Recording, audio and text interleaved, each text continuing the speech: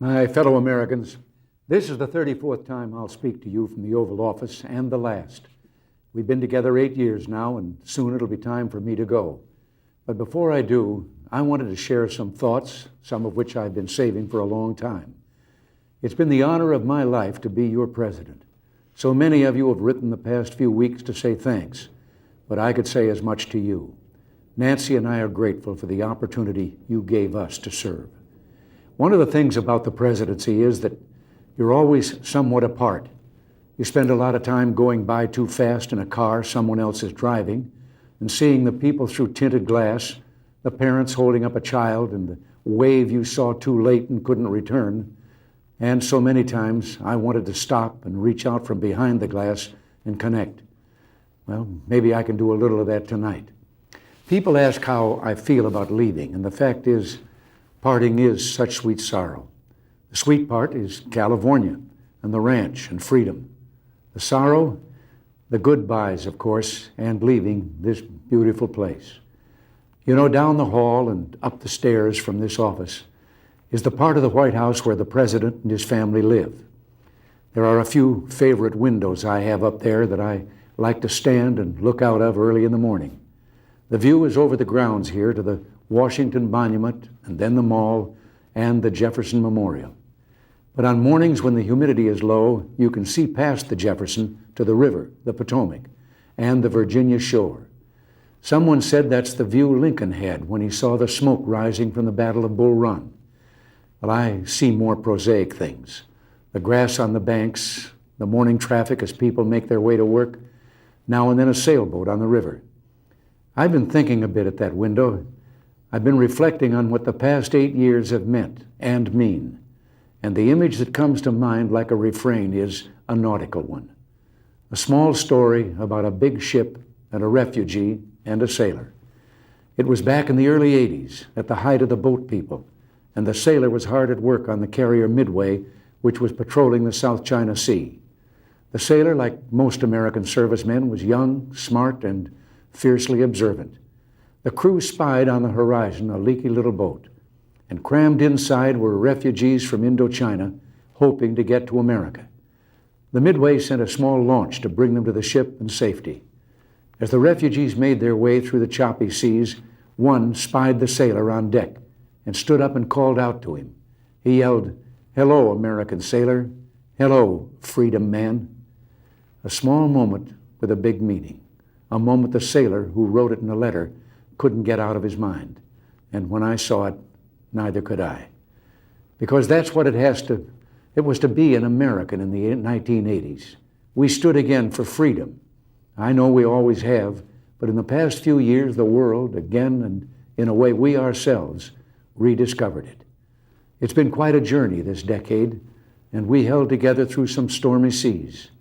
And at the end, together, we're reaching our destination.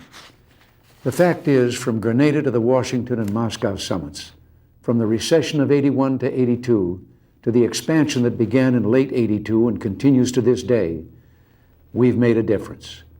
The way I see it, there were two great triumphs, two things that I'm proudest of. One is the economic recovery, in which the people of America created and filled 19 million new jobs. The other is the recovery of our morale. America is respected again in the world and looked to for leadership. Something that happened to me a few years ago reflects some of this. It was back in 1981, and I was attending my first big economic summit, which was held that year in Canada.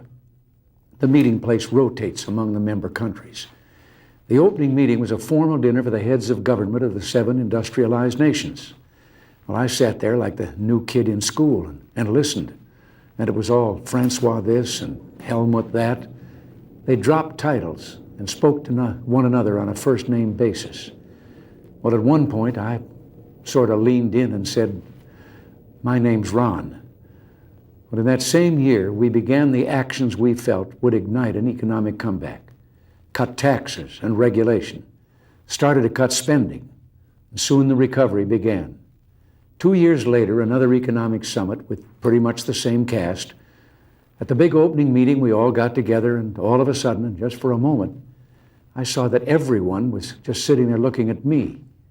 And then one of them broke the silence. "Tell us about the American miracle," he said. Well, back in 1980, when I was running for president, it was all so different. Some pundits said our programs would result in catastrophe. Our views on foreign affairs would cause war. Our plans for the economy would cause inflation to soar and bring about economic collapse.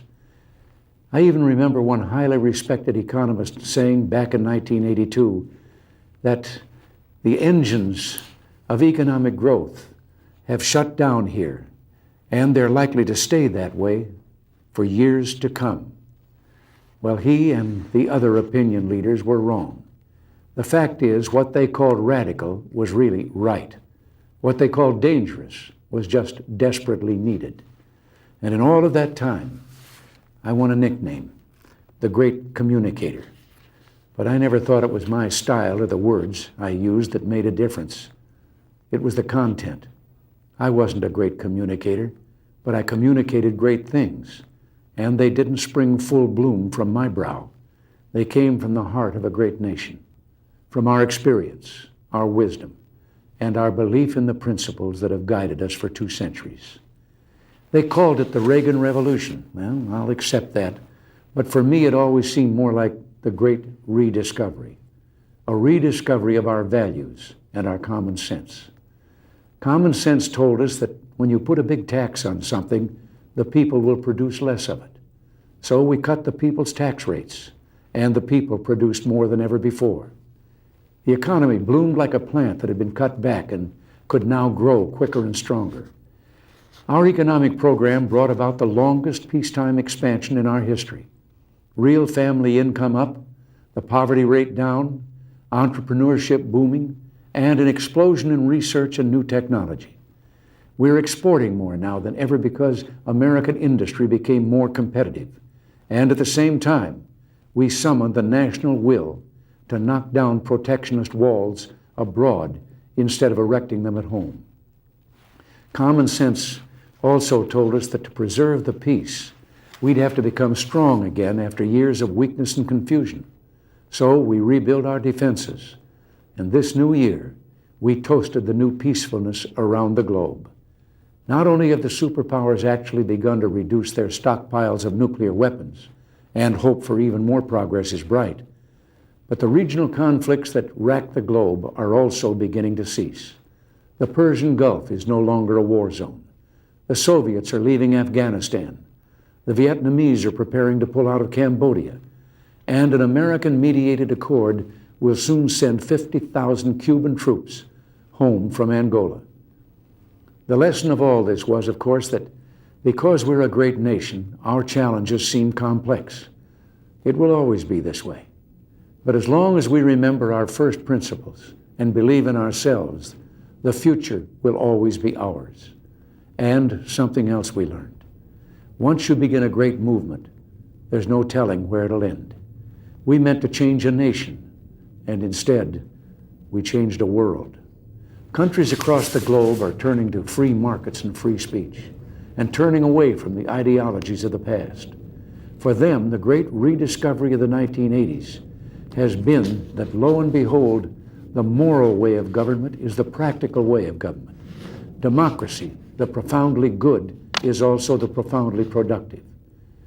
When you've got to the point where you can celebrate the anniversaries of your 39th birthday, you can sit back sometimes, review your life, and see it flowing before you. For me, there was a fork in the river, and it was right in the middle of my life. I never meant to go into politics. It wasn't my intention when I was young. But I was raised to believe you had to pay your way for the blessings bestowed on you. I was happy with my career in the entertainment world, but I ultimately went into politics because I wanted to protect something precious. Ours was the first revolution in the history of mankind that truly reversed the course of government, and with 3 little words: we the people. We the people tell the government what to do. It doesn't tell us. We the people are the driver. The government is the car, and we decide where it should go and by what route and how fast. Almost all the world's constitutions are documents in which governments tell the people what their privileges are. Our Constitution is a document in which we, the people, tell the government what it is allowed to do. We, the people, are free. This belief has been the underlying basis for everything I've tried to do these past 8 years. But back in the 1960s, when I began, it seemed to me that we'd begun reversing the order of things, that through more and more rules and regulations and confiscatory taxes, the government was taking more of our money, more of our options, and more of our freedom. I went into politics in part to put up my hand and say, stop. I was a citizen politician, and it seemed the right thing for a citizen to do. I think we have stopped a lot of what needed stopping, and I hope we have once again reminded people that man is not free unless government is limited. There's a clear cause and effect here that is as neat and predictable as a law of physics. As government expands, liberty contracts. Nothing is less free than pure communism, and yet we have the past few years forged a satisfying new closeness with the Soviet Union. I've been asked if this isn't a gamble, and my answer is no, because we're basing our actions not on words, but deeds. The détente of the 1970s was based not on actions, but promises. They'd promised to treat their own people and the people of the world better, but the Gulag was still the Gulag, and the state was still expansionist, and they still waged proxy wars in Africa, Asia, and Latin America. Well, this time, so far, it's different. President Gorbachev has brought about some internal democratic reforms and begun the withdrawal from Afghanistan. He has also freed prisoners whose names I've given him every time we've met. But life has a way of reminding you of big things through small incidents. Once during the heady days of the Moscow summit, Nancy and I decided to break off from the entourage one afternoon to visit the shops on Arbat Street. That's a little street just off Moscow's main shopping area. Even though our visit was a surprise, every Russian there immediately recognized us and called out our names and reached for our hands. We were just about swept away by the warmth. You could almost feel the possibilities in all that joy. But within seconds, a KGB detail pushed their way toward us and began pushing and shoving the people in the crowd. It was an interesting moment. It reminded me that while the man on the street in the Soviet Union yearns for peace, the government is communist, and those who run it are communists. And that means we and they view such issues as freedom and human rights very differently. We must keep up our guard, but we must also continue to work together to lessen and eliminate tension and mistrust. My view is that President Gorbachev is different from previous Soviet leaders. I think he knows some of the things wrong with his society and is trying to fix them. We wish him well, and we'll continue to work to make sure that the Soviet Union that eventually emerges from this process is a less threatening one. What it all boils down to is this: I want the new closeness to continue, and it will, as long as we make it clear that we will continue to act in a certain way as long as they continue to act in a helpful manner. If and when they don't, at first pull your punches. If they persist, pull the plug. It's still trust, but verify. It's still play, but cut the cards. It's still watch closely, and don't be afraid to see what you see. I've been asked if I have any regrets. Well, I do. The deficit is one. I've been talking a great deal about that lately, but tonight isn't for arguments, and I'm going to hold my tongue. But in observation, I've had my share of victories in the Congress, but what few people noticed is that I never won anything you didn't win for me. They never saw my troops. They never saw Reagan's regiments, the American people. You won every battle with every call you made and letter you wrote demanding action. Well, action is still needed. If we're to finish the job, Reagan's regiments will have to become the Bush brigades. Soon he'll be the chief, and he'll need you every bit as much as I did. Finally, there is a great tradition of warnings in presidential farewells. And I've got one that's been on my mind for some time. But oddly enough, it starts with one of the things I'm proudest of in the past 8 years, the resurgence of national pride that I called the new patriotism. This national feeling is good, but it won't count for much, and it won't last unless it's grounded in thoughtfulness and knowledge. An informed patriotism is what we want. And are we doing a good enough job teaching our children what America is and what she represents in the long history of the world? Those of us who are over 35 or so years of age grew up in a different America. We were taught very directly what it means to be an American. And we absorbed almost in the air a love of country and an appreciation of its institutions. If you didn't get these things from your family, you got them from the neighborhood, from the father down the street who fought in Korea, or the family who lost someone at Anzio. Or you could get a sense of patriotism from school. And if all else failed, you could get a sense of patriotism from the popular culture. The movies celebrated democratic values and implicitly reinforced the idea that America was special. TV was like that too, through the mid-60s. But now we're about to enter the 90s, and some things have changed. Younger parents aren't sure that an unambivalent appreciation of America is the right thing to teach modern children. And as for those who create the popular culture, well-grounded patriotism is no longer the style. Our spirit is back, but we haven't re-institutionalized it. We've got to do a better job of getting across that America is freedom.